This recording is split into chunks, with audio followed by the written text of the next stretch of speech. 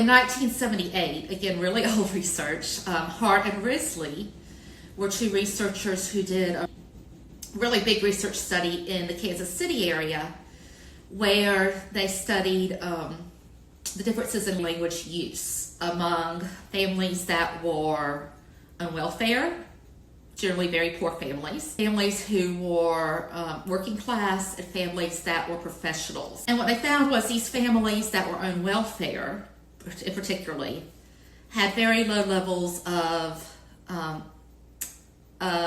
oral language use. In other words, the talk that was given to the children was very short, and there wasn't a whole lot of variation in language use, and that has to do with education. People who are on welfare or who are struggling financially often have very low levels of education. So these families didn't interact with their children as much, again, and that sometimes has to do with stress as well. Many of these families are working very hard, they didn't have extra time to devote to their children and so forth. But anyway, it found that in these families, the breadth of language, the amount of language used was much, much lower than these professional families. And it really gives an explanation, at least in part, for the socioeconomic gap in education, why richer kids do better than kids who don't have a lot of money.